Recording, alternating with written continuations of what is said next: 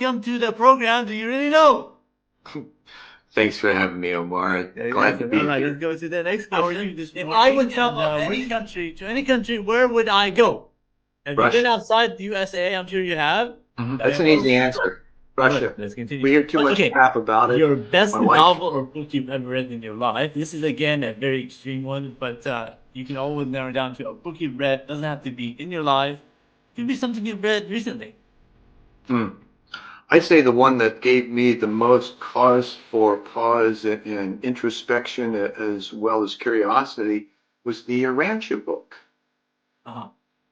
And you may not be familiar with that. It's a collection of papers that were delivered through what's known as channeling from, I believe, the late 20s up to the early 30s that were compiled and put together in a book and published in 1955. And it has basically three sections of it: the material and spiritual hierarchies of the universe. Then it's got a section about what it calls Rancher, which is the name that they apply for Earth. And then the last section is on the life and teachings of Jesus. That's About, awesome. it's about 2,000 pages. Oh wow! What is the name of the book again? Oh wow! Your Okay, Rancher. let's go to the next question. Tell me something of a particular person that stood out to me. I know you've done many interviews. I've tried to watch most of them, and obviously that's a wonderful show. I saw the recent one he did. I think with Michael. Was it Michael? Yep. And he's an interesting character. I listened to this. Like a Potterano. Right, yeah, we've got 14,000 subscribers, and on Valentine's Day, we reached 900,000 views. Oh wow! I'm really happy with that. A lot of effort in that. Who I've interviewed that stood out for me, you know, I don't think it was one of the many interviews, including Dr. Irvin Laszlo, was one of my favorites. Short but impactful. Um, One that I really treasure is an opportunity, a series of conversations I had with Dr. Edwin Midor, who was the sixth man. Exactly. Okay. What was I the turning was point in your life running. in which you wanted to make your own program? Which we're talking about the One World in the New World program, or in person as well, because you've done Well, that's a continuation of my of the show that I began with, and favorite hobby. coming out of the 80s, I worked two: golf and playing my drums. That's awesome. All right. Here's the question I asked everybody: if I would invent an item to help mankind, what would it be? It could be an item, an idea. People have said many things to cure different diseases, invent a different machine to help people out, kindness kind of thing. What would Zen want to invent to make the world better? Fearlessness in loving and being loved. Able to offer That's a us good one. deep Definitely. discovery. Because yeah, a lot of the Everybody has a time. dream that they want to achieve. I help them do that. And in so doing, my business, I launched it back in 1988, or at least registered the name. And it is with purpose. It's Be the Dream. Oh, So wow.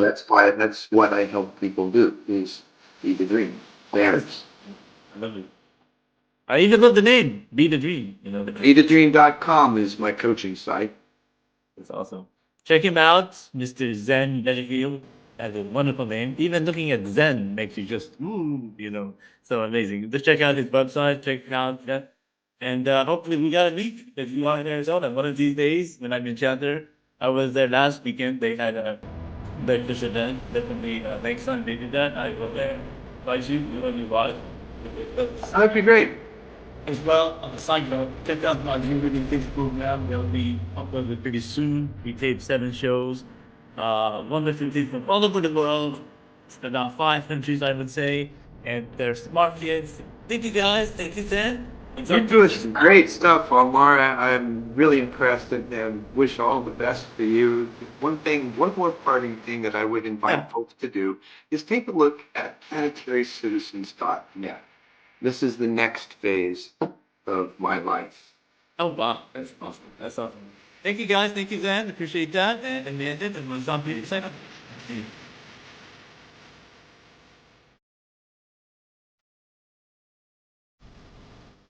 Was delving into historical moments of interconnections and how those things happen and things like that. And, thankfully, you're at least a generation younger than most of my guests. So this is going to be an interesting exploration.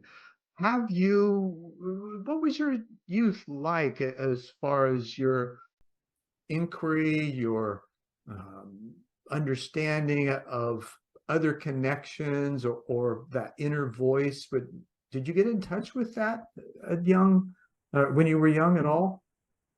That's definitely a good question. I mean, I had a good upbringing when I was a young kid, 6 years old or so. So I moved to America when I was about 6 years old, and I was in Arkansas. That's where we moved. But I had a good connection with my peers. I made friends easily. I had a good upbringing with my parents, and they're still together ever since then. And I've always had this connection, spiritual connection, religious connection from my parents' upbringing, and I've always been open to But people. Yeah. that's not the Okay. case. What Do, was it do you like remember much growing up from what you recall in that short amount of time? Sure. I mean, back then in the 80s, I was born in the mid 80s, and I was about 4 or 5 years old when we were about to move here. I don't recall much. I mean, at that time, just, family and get-togetherness. There wasn't much issues back then. It was just a normal life. Dad went to work, mom was cooking. I had a brother who's 2 years younger than me. It was just a peaceful life, and Hmm. they wanted to move over here because my dad went to school here.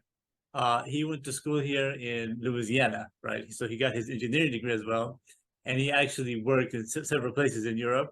And at the time when they got the green card, they decided to come back to get this opportunity. It's like, okay, we're out of here. We're going to the US Yeah, because, exactly. So it's yeah. better opportunities. Plus, we had family here as well. Oh, good.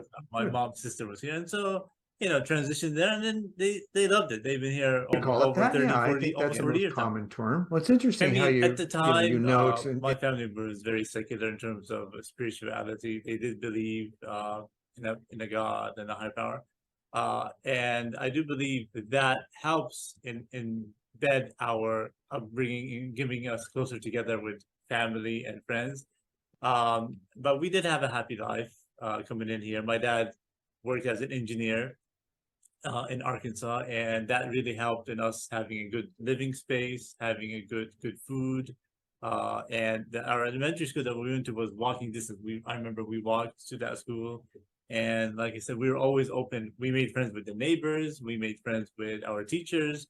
In fact, when I was in second grade, I invited my entire second grade teacher class and the teacher as well to my birthday party as I was open. So growing up, I really had a good open relationship with everybody. I don't have any issues that we had really. Just the at typical least basic things they've that got people the have. honesty. But yeah, So the oh yeah, differences absolutely. in So your that's a good point because I remember growing up, my parents would be upset that I don't know multiplication tables, right? And I remember like I was sitting in my room there, and we had an assignment, 10 times 3, all that, and we had to memorize it for that. And now you can just search it up, but you're not depending on your brain, you're depending on the app, right? And now I can do multiplication. So that helped in that lesson problem, that lesson that we had, and that teaching with my parents in terms of knowing your multiplication. Right now I can do that. I can picture the paper in front of me where my dad is like, "You son, you gotta learn this. You gotta do it. It's gonna be important otherwise." And then they would be because they can do that. But now I can see the lesson why behind that.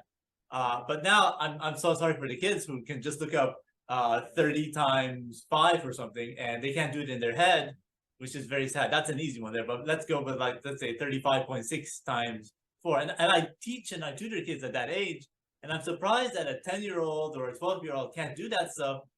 And I'm like, this is basic stuff. You should be able to do it. Why not? Are you right. just looking up at Alexa? Which I had a student who said, Alexa, what's the answer? And he popped it up to him. It's sad. So.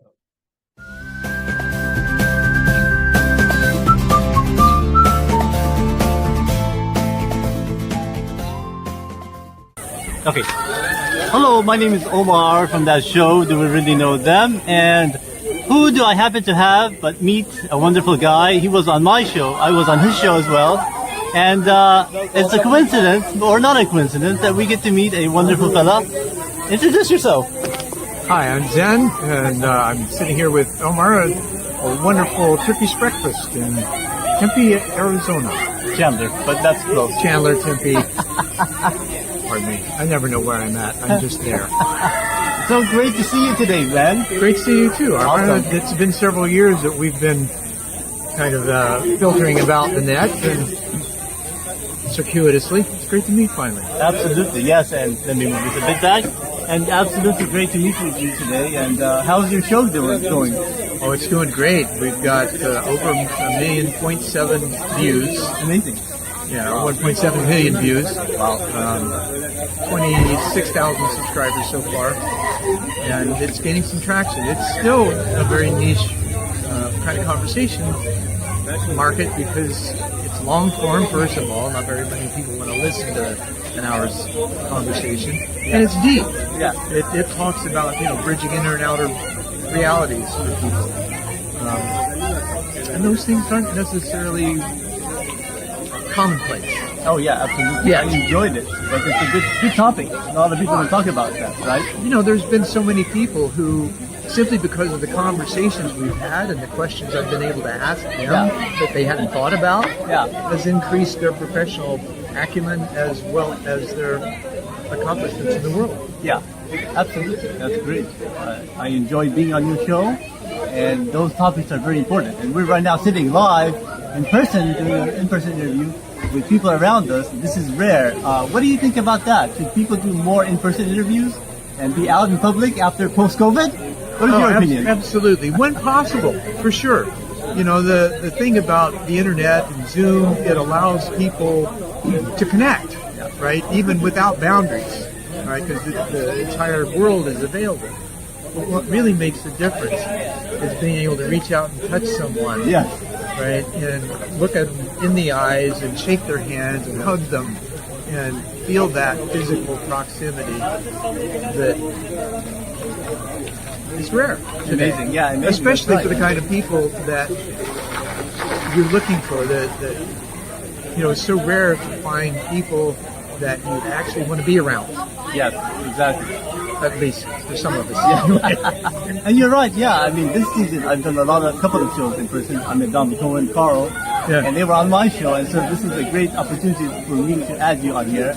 Even though it might be a short show, but basically a promo to show we need to meet people. We need to break bread, eat together, and we had a nice Turkish breakfast together at the SEMA Foundation here in Chandler, Arizona. What's really interesting? Yeah. This used to be the Unity Church that I was part of years ago. That's awesome. So I'm revisiting the crime. That's awesome. How long ago was that? Oh gosh, they closed in 2014, 15 maybe, something like that. So it's been about 10 years ago. Yeah, awesome. And that's amazing. One of the things that was really, I thought, energetically grounding for this, right inside the front door, is a mosaic of small tiled flower of life symbol. Oh wow. That's amazing. Which unifies everything. And it's all about unifying, no boundaries. Planetary Citizen is one of the efforts that I'm working with. Stresses, look, why do we have boundaries? We are one people, we're on one planet, we breathe one air, we share water, we're made of water. Yeah. So, and a carbon atom. Water, right? 90%? I think it's just under 70. It's between 60 and 70. There are some materials, but unlike quantum physics, where I told Irvin Laszlo, I asked a question. I said, so, what do you think about the quantum physics of 99% space and 1% material? Yeah. Well, that was kind of silly, because then he responds, well, I would say it's 100% energy. Energy, yeah. And so those little things that we advance in our own understanding Yeah. through conversations with others. Yes, Right? exactly. Where somebody cares enough to say, wait a minute, it may not be the way you think. Have you ever thought about this? Yeah. That's absolutely right. Yes. Would you like to introduce your wife to be on this show? Would you like to? She's shaking her head. No. How about Mr. Ahmed? Would you like to join us? My wife's name Luba. Luba. It's She's joining us here Luba, live which too. means love in Russian. Yes. So I truly have my love. And We have just one more guest here, a friend of mine. Go ahead and say your name. Yep, my name is Ahmed and I am currently pursuing a master's at Arizona State University. I'm glad to join Mr. Omar